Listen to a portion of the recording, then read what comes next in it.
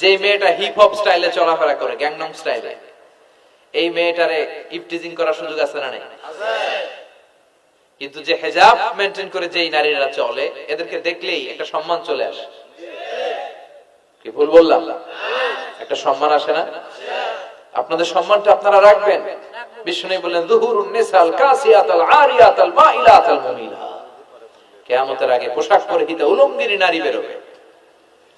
লা ইয়াজিদনা রিহাহা লা ইয়াদখুলনাল জান্নাতা ওয়া লা ইয়াজিদনা রিহাহা, এই নারীগুলো জান্নাতে তো প্রবেশ করবেই না, জান্নাতের ঘ্রাণও নাকে লাগবে না। ওয়া ইন্না রিহাহা তুজাদু মিন মাসিরাতি 500 সানা, আর জান্নাতের ঘ্রাণ 500 বছর দূরের রাস্তা থেকেও টের পাওয়া যায়। খেয়াল করে বুঝেন, এখান থেকে জান্নাতে পৌঁছতে আরো 500 বছরের রাস্তা। কয় বছরের? এত দূরে থাকতেই জান্নাতের সুবাতাস এসে আপনার নাকে ধাক্কা লাগবে। সুবহানাল্লাহ পড়বেন না? এই নারীগুলো জান্নাতে যাবে না, জান্নাতের ঘ্রাণও পাবে না। এজন্য বাবা যারা এসেছেন সচেতন হন। আপনার মেয়ে চাইলেই যে কোনো ড্রেস আপনি তাকে কিনে দিতে পারেন না। মায়েরা যারা আমার কথা শুনছেন, আপনার মেয়ে আবদার করবে, সে তো ছোট, সে কি বুঝে? কিন্তু দেখবেন অনেক বিয়ের অনুষ্ঠানে আমি দেখেছি, মায়ের বয়স হচ্ছে 60, মায়ের হাত মোজা পা মোজা, বোরকা লাগাইছে 2টা, পাশে ষোড়শী অষ্টাদশী তন্নি সুন্দরী সুস্নিগ্ধা এক মেয়ে, বয়স মাত্র 18, ওর বুকে ওড়না নাই, ওটা গলায় শোভা পাচ্ছে। 60 বছরের বুড়া মহিলার দিকে কেউ তাকাবে? ওনার তো ডেট এক্সপায়ার্ড, ডেট এক্সপায়ার্ড। ওনার সৌন্দর্য যা ছিল সব শেষ, তার দিকে তাকাবে না। তার উঠতি বয়সের তরুণ মেয়েটার দিকে অনেকে তাকাবে, কারণ এটা জেনেটিক্যাল একটা ইস্যু। একটা পুরুষ একটা নারীর দিকে জেনেটিক্যালি আকৃষ্ট হবে, এটাই স্বাভাবিক, ঠিক কি না? এজন্য আপনার হাত মোজা পা মোজা আপনার দরকার ছিল না, আপনি পাতলা কাপড় পরলেও সমস্যা নাই। কথা কয়? হাত মোজা পা মোজা দরকার ছিল আপনার যুবতী মেয়েটার হাতে, যুবতী মেয়েটার পায়ে। এজন্য আপনারা আপনাদের সম্মানকে বুঝবেন। যারা নারী স্বাধীনতার কথা বলে, নারী আন্দোলনের কথা বলে, এরা নারীদেরকে ঠকায়। এরা নারীদেরকে বিজ্ঞাপনের বিলবোর্ডে নগ্ন করে উপস্থাপন করে। রাস্তা দিয়ে হাঁটি, চোখ খুলতে পারি না। আমার মায়েরা, এরা আমার দেশের মেয়ে, এরা এই 56,000 বর্গ মাইলের মেয়ে। এই মেয়েগুলোকে উলঙ্গ ভাবে হাফ নেকেট করে এই সিনেমা হলগুলোর পোস্টার গুলো যে দেওয়া হয়েছে, এতে এদের সম্মান বেড়েছে না কমেছে? ওদিকে চোখ তুলে তাকানো যায়? এজন্য নারী স্বাধীনতার কথা যারা বলে, এদের কথায় ফাঁদে পা দিবেন না। এরা আপনাদের সম্মান বাড়াতে চায় না, এরা আপনাদেরকে বিলবোর্ডে উঠাতে চায়, আপনাদেরকে উলঙ্গ করে রূপালী পর্দায় উঠাতে চায়, টিভির পর্দায় আপনাদেরকে নেকেট করে উপস্থাপন করতে চায়। এদের ঘরেই নারীরা বেশি নির্যাতিত হয়, এদের কাজের মেয়েরাই বেশি নির্যাতিতা, আর সুযোগ পেলে এরা ধর্ষণে সেঞ্চুরি করতে দেরি করে না। এজন্য নারীদেরকে সম্মান দিয়েছে ইসলাম। আমার বোনেরা, আমাদের সম্মান যেন আমরা রাখতে পারি। আল্লাহ তুমি বোঝার তৌফিক দান করো। এরপরে বিশ্বনবী বললেন, ইতাআতু যাওজা ওয়া উকুকুল কিয়ামতের আগে বিয়ে করার পরে ছেলেগুলো মাকে ভুলে গিয়ে স্ত্রীর পেছনে পেছনে দৌড়াবে, স্ত্রীর আনুগত্য করবে। এরকম নমুনা আছে না নাই? বই ঘরে আছে?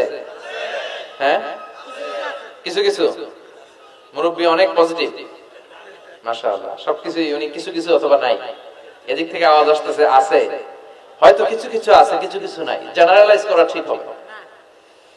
তো এজন্য মাকে ভুলে যাওয়া যাবে না। মায়ের দোয়া বড় দোয়া, মায়ের দোয়া সবার আগে কবুল। বুলেট মারলে বুলেট মিস হয়, মায়ের দোয়া মিস হয়? খবরদার। স্ত্রী চলে গেলে নতুন স্ত্রী পাওয়া যায়, মা মরে গেলে মা পাওয়া যায়? তাই বলে আমি বলছি না আপনার স্ত্রীকে ডিভোর্স দেন না, বুঝান, মাকেও বুঝান, স্ত্রীকেও বুঝান, বুঝানোর চেষ্টা করেন। সমাজের এখন সবচেয়ে বড় সমস্যাটা হচ্ছে শাশুড়িরা চায় আমি ডমিনেট করব, আমার এতদিনের গড়া সংসার। বউ এসে কয় না, আমি আইছি মাগার, আমি সব খায় হলাম। আছে না নাই? এই যে সবাই ডমিনেট করতে চায়, এটা সমস্যা।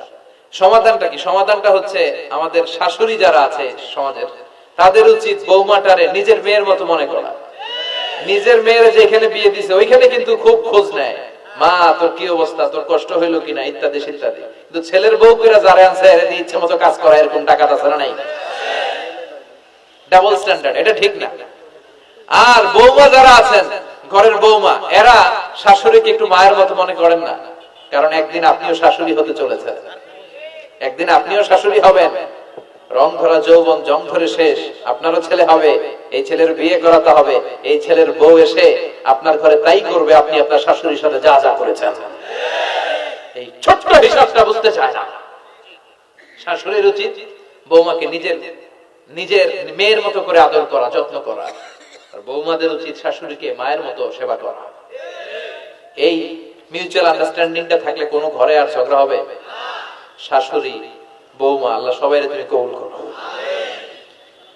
তো কিয়ামতের আগে মারে ভুলে যাবে, মাকে ভুলে গিয়ে স্ত্রীর পেছনে পেছনে দৌড়াবে। খবরদার, খবরদার। আপনি নামাজি হতে পারেন, মুসল্লি হতে পারেন, হাজী সাহেব হতে পারেন, কিন্তু মা যদি বদদোয়া দেয় আপনার সব শেষ, দুনিয়াও শেষ, আখিরাতও শেষ। মায়ের মর্যাদা বাবার চেয়ে 3 গুণ বেশি। হামালাতহু উম্মুহু, কারণ বাবা পেটে ধরে নাই, পেটে ধরছে কে? ওয়াহানান আলা ওয়াহান, 8 মাস 10 মাস এই বোঝাটা বাবা বহন করে নাই, করলো কে? ফিসালহু ফি আমাইন, 2 বছর বাবা দুধ খাওয়ায়নি, দুধ খাওয়ালো কে?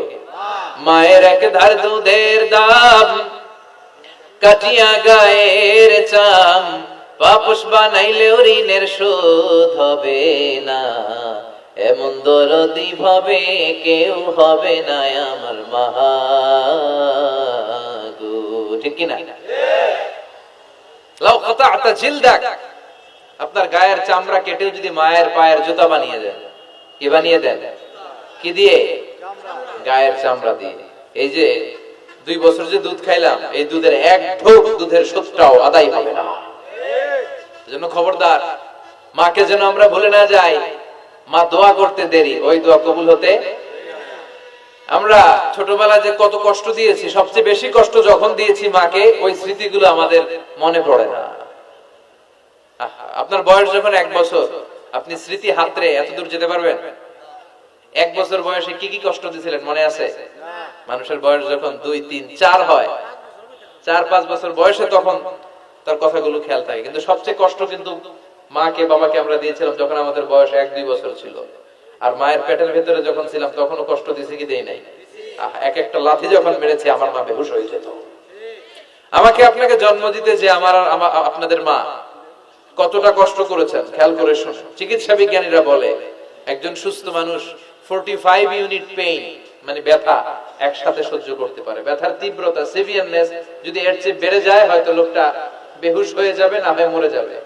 কিন্তু আমার আর আপনার মা আমাকে আর আপনাকে জন্ম দিতে যে ওই ডেলিভারি যখন দিয়েছিল, 57 প্লাস 57 ইউনিটেরও বেশি ব্যথা তিনি সহ্য করেছিলেন।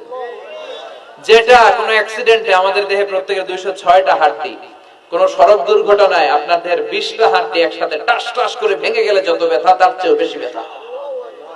জন্য খবরদার, খবরদার, মাকে যেন আমরা ভুলে না যাই। মায়ের দোয়া যেন নেই। কখনো যদি মায়ের সাথে বেয়াদবি করে থাকি, আমরা যেন মাফ চেয়ে নেই। রাজি আছি তো যুবকেরা? রাজি আছি সবাই? আমরা সবাই মায়ের দোয়া নিব। মায়ের দোয়া ছাড়া কেউ জীবনে সফল হতে পারে? মা যার চলে গেছে তারা জানে মা না থাকার কি জ্বালা। হ্যাঁ, মায়ের কথা মনে পড়ে না?